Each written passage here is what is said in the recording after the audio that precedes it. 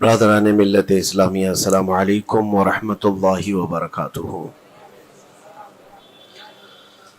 الحمد للہ وکفا وسلام علی حبیبہ المصطفیٰ، اما بعد فاعوذ باللہ من الشیطان الرجیم، بسم اللہ الرحمن الرحیم۔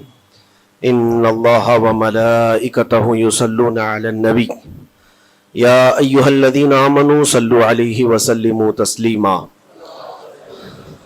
اللہم صل علی سیدنا محمد معدن الجود والکرم وآلہ واصحابہ الکرام وابنہ الکریم وبارک وسلم صلاة دائمة سرمدا ابدا۔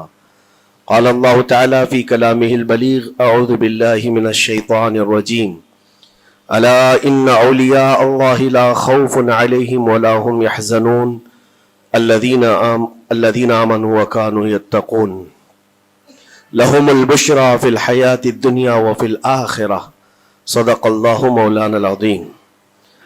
حضرات، قرآن عظیم کی آیات بینات یہ ببانگ دہل ہمیں اعلان کرتی ہیں کہ دنیا میں کچھ لوگ ایسے ہیں جن کو دنیا کی کسی بھی بڑی طاقت کا کوئی خوف نہیں ہوتا، اور نہ ہی کسی بڑی پاورفل طاقت کو دیکھ کر کے وہ گھبراتے ہیں۔ کبھی ایسا نہیں ہوتا۔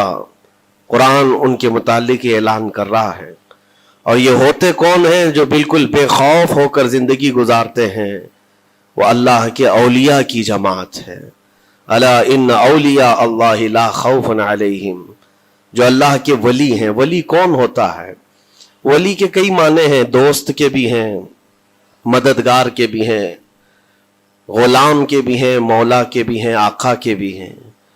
یہاں پر جو اللہ کے اولیاء کا معنی لیا جاتا ہے وہ اللہ کے دوست، اللہ کے محبوب۔ وجہ یہ ہے کہ جو پیدا ہوتے ہی دنیا میں اللہ اکبر کی آواز سن کر کے آیا ہو، جس کا مطلب یہ ہوتا ہے اللہ سب سے بڑا ہے۔ جب بھی ہمارے گھر بچہ پیدا ہوتا ہے، کسی بھی مسلمان گھر میں، اس کے کانوں میں سب سے پہلی جو آواز ہم دیتے ہیں وہ اذان کی، اللہ اکبر اللہ اکبر، اللہ سب سے بڑا ہے، اللہ سب سے بڑا ہے۔ اور مسلمان کی زندگی جب ختم ہونے کو آتی ہے، ہماری روح نکل جائے اور ہمیں کفن دے کر جنازہ لا کر امام کے سامنے رکھا جاتا ہے، امام پھر ہمارے جنازے پر سب سے پہلی تکبیر جو باندھتا ہے اللہ اکبر کہہ کر، اللہ سب سے بڑا ہے۔ مسلمان کی یہ زندگی اس بات کے بیچ میں ہے کہ آیا تھا دنیا میں اللہ اکبر کہتے ہوئے، اور جا بھی رہا ہے دنیا سے تو اللہ اکبر کہتے ہوئے۔ جو اللہ کو سب سے بڑا مانتا ہو تو پھر دنیا کی کون سی ایسی طاقت ہے جو اسے خوف زدہ کر سکے؟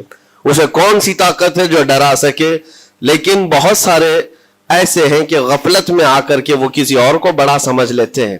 کبھی حالات کو بڑا سمجھتے ہیں، کبھی تخت و تاج کو بڑا سمجھ لیتے ہیں، کبھی طاقت و قوت کو، فوج کو، نظام کو، ان کا رعب اپنے سینے پر ڈال کر کے جینے لگ جاتے ہیں، جبکہ اللہ تعالیٰ فرماتا ہے فَلَا تَخْشَوْهُمْ وَاخْشَوْنِي، ان سے مت ڈرو، مجھ سے ڈرو۔ اللہ کا خوف جس کے دل میں آ گیا، اللہ اس کو ہر خوف سے آزاد کرتا ہے، ہر خوف سے آزاد کرتا ہے۔ ہم ہندوستان کے جملہ مسلمان جتنے بھی ہیں، ایک مرد قلندر، مرد درویش، سیدی سرکار معین الدین حسن چشتی غریب نواز کے اس ہند میں رہتے ہیں۔ ظاہر سی بات ہے کہ ان کی سیرت ہم سب کے لیے ایک بہت بڑا مشعل راہ ہے، بہت بڑا نمونہ عمل ہے۔ آپ کو پتا ہے غریب نواز کو ہند الولی کہا جاتا ہے۔ وجہ یہ ہے کہ ولی کا ہندوستان ہے، یہ نہیں ہے کہ ہندوستان کا ولی، بلکہ یہ پورا ہند ہی ولی کا ہے۔ دربار غریب نواز سے ہندوستان کو جوڑا گیا ہے، سلطان الہند بھی کہا گیا، سلطان الاولیاء بھی کہا گیا۔ لیکن جانتے ہیں ان کے آنے کا راستہ اتنا پیچیدہ تھا۔ وہ سن 583 کی بات تھی، 583 ہجری چل رہی تھی، جب آپ حرم کعبہ سے نکل کر مدینہ طیبہ جا رہے تھے۔ اس وقت آپ کی عمر تقریباً 45 سال کے آس پاس کی تھی۔ نہایت ہی عبادت گزار، تقوی شعار، 20 سال اپنے پیر و مرشد کی خدمت کر کے وہ حرم کعبہ میں پہنچے تھے۔ 20 سال کے بعد جب مسجد نبوی میں گئے تو عجیب سی کیفیت تھی. سلام کیا رسول پاک صلی اللہ علیہ وسلم کے دربار میں تو جواب قبر انور سے یہ آیا وعلیک السلام یا معین الدین شیخ البر والبحر. اے معین الدین تجھ پر میری سلامتی ہو, اللہ کی سلامتی ہو جو خشکیوں کا بھی اور تریوں کا بھی تجھے امام بنایا گیا ہے. اور آواز یہ نبی کریم صلی اللہ تعالی علیہ وسلم کے دربار سے سننے والی آواز تھی. آپ گھبرائے تھے, تھوڑا سا سراسیمگی تھی. یہ ہندوستان کی طرف اشارہ کر کے میرے آقا صلی اللہ تعالی علیہ وسلم نے فرمایا تھا کہ تجھے ہند کی ولایت دی جاتی ہے.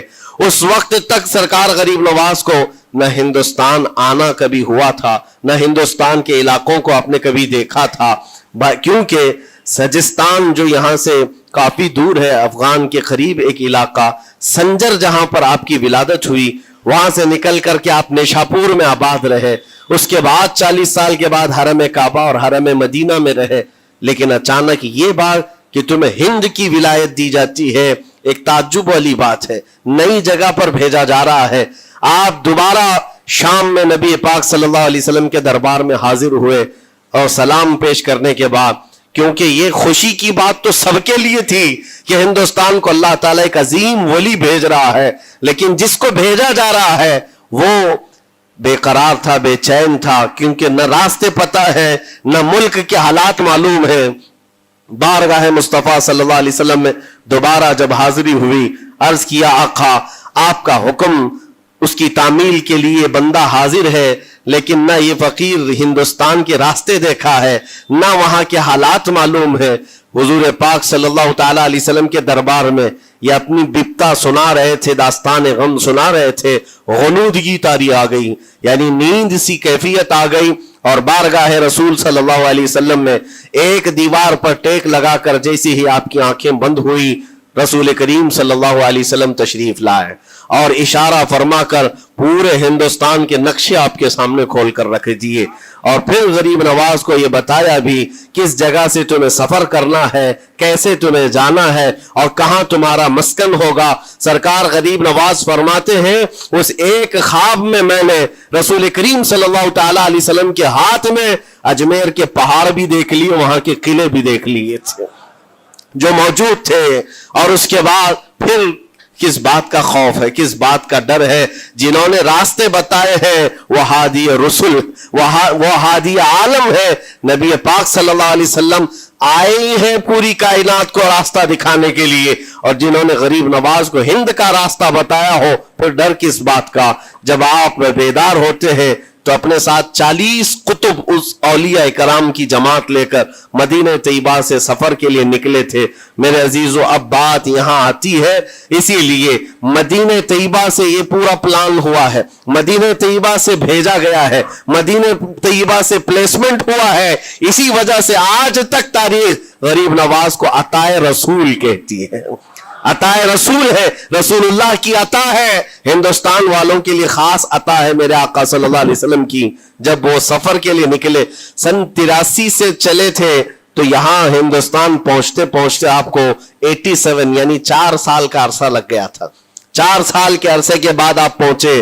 میرے عزیزوں, نہ پلینوں کا سفر نہ جہازوں کا سفر کہ اڑ کر کے ادھر سے ادھر آ گئے. وہ تو پیدل قافلہ نکلا تھا, درویشوں کا قافلہ تھا, اور وہاں مدینہ طیبہ سے نکل کر بغداد پہنچے. بغداد میں اولیاء کاملین کی صحبت پائی, وہاں سے پھر نیشاپور, پھر اس کے بعد ہرات, اور افغان کے علاقے ہوتے ہوئے لاہور پہنچے. لاہور میں سرکار داتا گنج بخش عالم رحمت اللہ تعالی علیہ کے دربار میں چلہ کشی فرمائی, وہاں سے دلی پہنچے. یہاں یہ پورا جو راستہ ہے 4 سال کا, میرے عزیز و تاریخ میں ہے. سرکار غریب نواز جس راستے سے چلتے جاتے تھے, جو کافر یا مشرک بھی دیکھتا وہ دائرہ اسلام میں داخل ہو جاتا نا. نور الہی, نور وحدت کا ٹکڑا آپ کی جبین اقدس پر ایسا چمکتا تھا کہ لوگ جو آتے وہ پھر آپ کی صحبت سے دور کوئی جاتا نہیں تھا. دلی میں جہاں آپ آئے, یہ ایک عجیب اتفاق ہے, اس وقت کھانڈے راؤ ایک بڑا راجہ تھا, اس کا قلعہ تھا, اس کے سامنے ہی آپ نے پڑاؤ ڈال لیا. سرکار غریب نواز رضی اللہ تعالیٰ عنہ کی یہ داستان, یہ تاریخ, وہاں پر آپ نے اپنا پڑاؤ ڈال لیا. اور ان بت پرستوں کے لیے ایک بڑا پیچیدہ مسئلہ تھا کہ ایک درویش آیا ہے, ایک بات میں آپ کو بتاؤں، یہ جو تعصب آج پھیلا ہوا، یہ زہر پھیلا ہوا، یہ آج کا نہیں ہے، یہ باپ داداؤں کے پشت میں بھی ان کے موجود رہا ہے۔ اسلام اور مسلمانوں کے خلاف زہر مشرکین کے دلوں میں یہ بہت پرانی چیز ہے، نئی نہیں ہے، بہت پرانی چیز ہے۔ تعصب دلوں کے اندر کڑھن رکھنا اور کبھی ایکسپٹ نہ کرنا، یہ سرکار غریب نواز جس دن ہند میں قدم رکھ رہے اسی دن سے آپ نے اس کو فیس کیا ہے، اسی دن سے آپ نے اس کو دیکھا ہے۔ اور وہاں پر کھانڈے راؤ کی جماعت نے بہت کوششیں کی کہ یہ دلی میں داخل ہوا، یہیں سے ان کو ختم کر دیا جائے، نکال دیا جائے، لیکن عجیب اتفاق یہ ہے کہ یہ جو جماعت آئی تھی سرکار غریب نواز کے ساتھ، نہ ان کے ہاتھوں میں تلوار ہے، نہ بھالے ہیں، نہ چاقو ہے، نہ چھری ہے، یہ تو گدڑیاں پہنی ہوئی درویشوں کی جماعت تھی، گدڑیاں پہنی ہوئی درویشوں کی جماعت جو جھولے میں سوکھی روٹی رکھتے تھے اور پانی میں بھگو کر کھا لیا کرتے تھے۔ ان کے پاس نہ کوئی ہتھیار ہے، نہ کوئی سامان ہے، ہر سامان جنگ ہے، ان کو نکالا جائے تو کس بات سے نکالا جائے، ہمت بھی نہ ہوتی تھی۔ یہاں تک کہ جو آپ کو وہاں سے جانے کی بات کرنے کے لیے آتا تھا، تھوڑی دیر محفل میں بیٹھتا اور کھڑا رہتا اور کلمہ پڑھ کر پھر مشرف با اسلام ہو جاتا۔ دلی کے اندر ایک دن کے اندر 1000 لوگ اسلام میں داخل ہوئے تھے۔ سرکار غریب نواز رضی اللہ تعالیٰ عنہ نے تلوار سے اسلام میں داخل نہیں کیا ہے، نہ ہی کسی کو ڈرا دھمکا کر کے۔ وہ سوکھی روٹی کھانے والے کس بات سے ڈراتے لوگوں کو؟ ان کے پاس کون سا ایٹم بم تھا؟ یہاں موجود جو راجے مہاراجے تھے ان کے پاس فوج بھی تھے، ہاتھی بھی تھے، گھوڑے بھی تھے، سب کچھ تھا، لیکن آنے والا مرد قلندر کیا لے کر کے آیا تھا؟ تاریخ میں بتایا جاتا ہے یہ وہ زمانہ تھا جب شہاب الدین غوری ہند کے اوپر حملے کر کے یہاں پر آنے کی کئی مرتبہ کوشش کیا۔ یہ افغان کا بادشاہ تھا شہاب الدین غوری، جب ہندوستان پر کئی مرتبہ حملے کر کے ناکام لوٹ رہا تھا، بیچ راستے میں ان فقیروں کی جماعت سے بادشاہ کی جماعت کی ملاقات ہو گئی۔ سپاہی جا رہے تھے شکست کھا کر اور یہ درویشوں کا قافلہ ادھر آ رہا تھا، دیکھا پہچانی سی صورتیں لگتی ہیں، جا کر کے ایک سپاہی نے پوچھا بابا آپ لوگ کہاں جا رہے ہیں؟ تو بابا جو جماعت میں آ رہے تھے انہوں نے کہا ہندوستان فتح کرنے جا رہے ہیں۔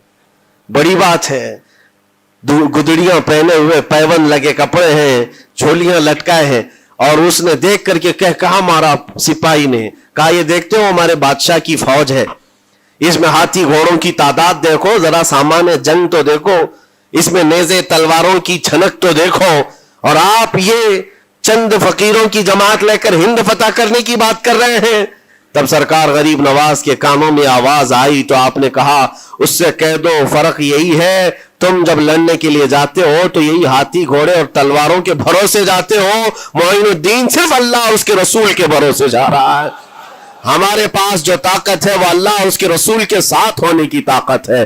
آج کے زمانے میں غریب نواز کا یہ جملہ ہمارا حوصلہ بڑھا دیتا ہے، کوئی ہو یا نہ ہو اللہ ہمارے ساتھ ہے، اللہ ہمارے ساتھ ہے، حالات جتنے بھی بدلتے جائیں، لیکن میرے عزیزو اللہ حی و قیوم ہر چیز کو دیکھ رہا ہے، اس سے کوئی چیز غافل نہیں ہے۔ بعض لوگوں نے یہ شوشے چھوڑنا شروع کر دیے کہ اب ان کا مستقبل کیا ہوگا، اب ان کا فیوچر کیا ہوگا، نئی حکومتیں آئیں گی، نیا نظام آئے گا، اب تمہاری نہ مسجدوں کی خیر ہے، نہ میناروں سے آواز آئے گی، نہ تمہاری اذانوں کا اور نہ ہی تمہارے نمازوں کا کچھ فیوچر ہے۔ یہ سب باتیں ان لوگوں کے ذریعے سے آ رہی ہے جو کسی کے فضلہ خار ہیں یا کسی کے الیکشن کے پیسے کھائے ہوئے لوگ ہیں۔ میں کہتا ہوں جو سچا مومن ہے وہ اس بات پر عہد کرتا ہے، کربلا کی سرزمین پر بھی اذان کی آواز بند نہ ہو سکی تھی، جہاں بہتا خون بھی بتا رہا تھا اسلام زندہ ہوتا ہے ہر کربلا کے بعد۔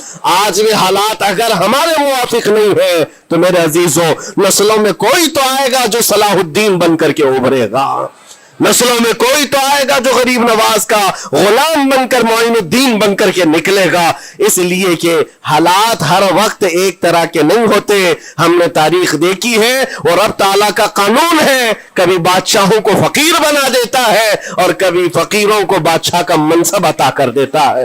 جب سرکار غریب نواز دلی کے سرزمین پر آپ بیٹھے ہوئے تھے اپنے صوفیہ کی جماعت کے ساتھ، ایک دسترخوان لگا ہوا تھا، दस्तरखान लगा हुआ है, औलिया इकराम की जमात है, एक दूसरे से बातचीत कर रहे हैं। दिल्ली में उस वक्त हालात अजीब थे। एक छोटा सा लड़का जिसकी उम्र 13 या 14 साल की रही होगी, वो अपने हाथ में खटोरी और एक तीर और तरकश लेकर के सामने से जा रहा था। औलिया की नजर उस पर पड़ी। सरकार गरीब नवाज ने नजर उठाकर देखी, और सामने से मजमे से जाने वाले बच्चे बहुत सारे होते हैं, कोई आया गया, लेकिन गरीब नवाज ने नजर उठाकर देखा और फिर सूफिया की जमात से कहा कि देखना ये कल दिल्ली का बादशाह बनकर के निकलेगा, हिंदुस्तान की पूरी सल्तनत इसके पास होगी। तारीख में मौजूद है, गरीब नवाज की जुबान से निकला हुआ ये जुमला, वो लड़का कोई और नहीं था, सुल्तान शमसुद्दीन अल्तमश, जो हिंदुस्तान का ताकतवर बादशाह बनकर के निकला था।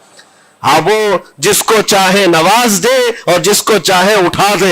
अजीजान गिरामी वक़ार, हमारे इम्तिहान की घड़ी चल रही है। हमारे हालात अभी यानी बैक की तरफ अगर जा रहे हैं तो इसका मतलब ये नहीं है कि खत्म हो गए। हम ये देखते रहेंगे और रब ताला की मदद का इंतजार भी करेंगे। हमारे साथ जो कुछ भी जुल्म हो या नाइंसाफी हो, हर एक चीज के लिए हम इतना ही कहते हैं, ये वक्त भी गुजर जाएगा, रात हमेशा नहीं होती, सुबह का उजाला जरूर आएगा, सुबह का उजाला आएगा। अजीजान गिरामी वक़ार, सरकार गरीब नवाज रज़ियल्लाहु तआला अन्हु का वो जुमला याद रखो, हम अल्लाह और उसके रसूल के भरोसे जीते हैं, अल्लाह और उसके रसूल के भरोसे जीते हैं। ताकतें, कुव्वतें या तख्त और ताज हमारे मुखालिफ हो जाए तो ये नई बात नहीं है, इस्लाम के साथ ये हर बार होता रहा है, इससे पहले भी हुआ है। हालात हमारे मुखालिफ रहे।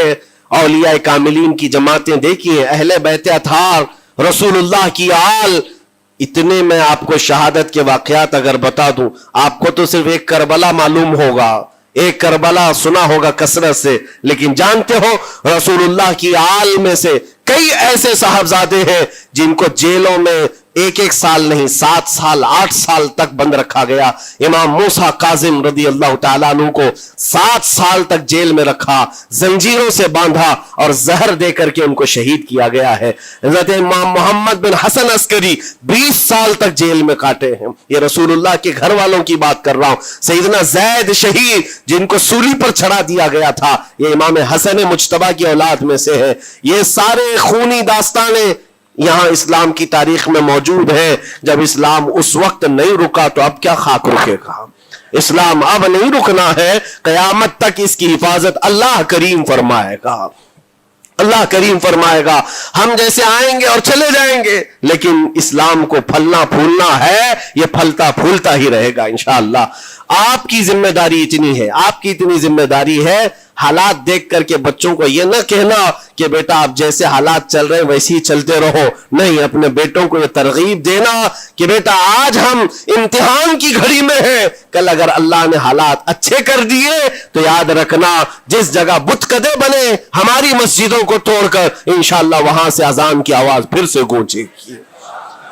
अजान की आवाज है, ये बच्चों को नसीहत होनी चाहिए। हमारी तारीख मिटाने से मिटती नहीं है, एक दौर आएगा फिर जब अल्लाह करीम चाहे तो ये तारीख खुल करके लोगों के सामने आए। हम किसी पर जुल्म करने की इजाजत हरगिज नहीं देते, और साथ ही इस्लाम ये भी कहता है जुल्म हो जाए तो सहने की इजाजत भी नहीं है। आपको हक बात बोल कर जाना है, हक बात पहुंचा करके जाना है। बोलने में क्या है, हमारी जुबान काटी जाएगी, हमारी गर्दन मारी जाएगी, लेकिन हक बात की हिफाजत नस्लों तक मुंतकिल करना अल्लाह करीम की तरफ से एक बहुत बड़ा इनाम है, इसका बहुत बड़ा इनाम है। ये तो हम कर ही सकते हैं, हमारी नस्लों को ये बात बताएंगे इंशाअल्लाह अज़ीज़। ये गरीब नवाज का हिंदुस्तान कल भी था, आज भी और हमेशा रहेगा इंशाअल्लाह। सरकार गरीब नवाज का फैलाया हुआ ये चिराग कभी फूंक के फूंकों से बुझाया तो नहीं बुझाया जा सकता। आप दिल्ली की सरजमीन से जब अजमेर मोहल्ला पहुंचे थे, ये तकरीबन 7 महीने का सफर था गालिबन। इस सफर के दौरान कई हजार लोग इस्लाम में दाखिल हुए थे, और आपको उसके बाद की तारीखी हालात मालूम है। जादूगरों ने मुकाबला किया, राजाओं महाराजाओं ने, बादशाहों ने मुकाबला किया, और फौज ने मुकाबला किया, न जाने कितने लोग। एक बार तो ऐसा हुआ कि अन्ना सागर की उस पहाड़ी पर आप जिक्र में मशगूल थे, राजे ने कई मर्तबा ये सोचा कि इनको मार करके या किसी तरह से भगाएं, लेकिन जब नहीं हुआ तो राजा से किसी ने कहा یہ منتر والا کوئی فقیر ہے، اس کا توڑ منتر والے سے ہی ہوگا. تو اس وقت جو بہت بڑا ان کا ایک منتر جاپ کرنے والا پجاری تھا، اس وقت اس تاریخ میں اس کا نام رام دیو بتایا گیا ہے، یہ والا نہیں ہے، اس زمانے کا تھا. اور اس کو راجا نے جا کر کہا، وہ کبھی کسی سے مقابلے کے لیے آیا نہیں تھا، اس نے حامی بھر لی کہ ہاں ٹھیک ہے، میں جاؤں گا، دیکھتا ہوں کون فقیر آیا ہے ہماری اس دھرتی پر، اور میں جاپ کروں گا، اگر جادو ہے تو جادو سے میں کاٹ دوں گا. اس نے تقریباً اپنے ساتھ 400 یا 500 پجاریوں کو لیا، اور جب وہ آیا تو سرکار غریب نواز کے ساتھ 2 خادم تھے، آپ کے ساتھ صرف 2 خادم بیٹھے ہوئے تھے. کہا کہ حضور بہت بڑا مسئلہ ہے، پجاریوں کا جادو ہم پر حملہ آور ہے، ان کا جادوگر حملہ آور ہے، اور مقابلے کے لیے وہ لوگ میدان کے قریب آ چکے، پہاڑ کے نیچے ہیں، آپ اپنی چلہ گاہ سے اٹھتے ہیں جہاں پر آپ عبادت کر رہے تھے. کہا ٹھیک ہے ہم جاتے ہیں. اور اس کے بعد سرکار غریب نواز نے کہلا بھیجا اپنے خادم سے، کہو کہ وہ اپنا منتر پڑھیں، ہم اپنا منتر پڑھیں. وہ اپنا منتر پڑھیں جو بھی ان کے جادو کا ہے. اب جب وہ پنڈت نے، پجاری نے دیکھے بغیر اپنے سارے پجاریوں سے کہا کہ جیسے ہی وہ درویش آئے گا، وہ فقیر آئے گا، ہمارا یہ منتر ہے، یہ پڑھنا، وہ آگ میں بھسم ہو جائے گا، دنیا دیکھے گی. سبوں نے کہا ٹھیک ہے، لیکن ابھی کسی نے دیکھا نہیں تھا. لیکن جیسے ہی وہ اپنی جھوپڑی سے یہ مرد قلندر جلوہ رسول لے کر کے نکلا تھا، جمال رسول لے کر نکلا تھا، بیٹا ہے کس کا؟ حسن و حسین کا بیٹا ہے، فاطمہ زہرا کا بیٹا ہے. جیسے ہی باہر آئے، وہ منتر جو سکھایا گیا تھا سب کے قریب قریب آئے. 400 لوگوں نے وہ غریب نواز کی پیشانی کو دیکھ کر منتر پڑھنا شروع کیا. اور منتر کیا تھا؟ ان کی زبان سے لا الہ الا اللہ، لا الہ الا اللہ، لا الہ الا اللہ. لوگوں نے کہا یہ ادھر کیسے آ گیا کلمہ؟ اور جا کر اس رام دیو سے کہا گیا، اس نے کہا کہ یہ 400 کے 400 لوگ تو کوئی اور ہی کلمہ پڑھ رہے ہیں، کوئی اور ہی کلمہ پڑھ رہے ہیں. وہ اتر کر کے آیا ہاتھی کے کجاوے سے نیچے، اور سرکار غریب نواز کو دیکھا تو اس نے کہا یہ جھوٹ نہیں کہہ رہے، میں بھی وہی پڑھتا ہوں جو یہ پڑھ رہے ہیں. آپ کو تاریخ میں پتا ہو کہ اس کا نام سرکار غریب نواز نے شادی دیو رکھا اور اپنے مریدین میں شامل فرمایا، اور زندگی بھر سرکار غریب نواز کے خلفاء میں اور آپ کے خادموں میں شامل رہا. یہ تلوار سے اور چاقو بھالے نیزے سے نہیں کیا گیا تھا، وہ نور مصطفیٰ کی جلوہ گری تھی. جہاں نظر اٹھایا وہاں کے دلوں کی کالک کو دور کر کے ان کے دلوں کو بھی روشن فرما دیا تھا. آج ہم بھی یہی تمنا کرتے ہیں، اجمیر اسی لیے جاتے ہیں کہ ایک نظر ہم غریبوں پر پڑ جائے اور دل کا کالک اور دل کی کالک نکل جائے اور پھر دل چمکنے لگ جائے. کیونکہ اللہ کے ولیوں کی نظر جہاں پڑتی ہے وہ جگہ بھی روشن اور تابناک ہو جایا کرتی ہے. مولا کریم سرکار غریب نواز کی نسبتیں زندگی بھر ہمارے ساتھ قائم و دائم رکھے، اور پھر اپنی نسلوں کو بھی اللہ تعالیٰ ان کی غلامی میں شامل رکھے. اجمیر ہم جا نہ سکے لیکن یہاں سے ہم یہ التجا کریں گے غریب نواز کے دربار میں، خواجہ ہند وہ دربار ہے آلہ تیرا، کبھی محروم نہیں مانگنے والا تیرا. تیرے در کی یہ کرامت دیکھی ہے بارہا، تیرے در کی بارہا یہ کرامت دیکھی ہے، غریب آئے اور ہو گئے غریب نواز. وآخر دعوانا ان الحمدللہ رب العالمین. السلام علیکم.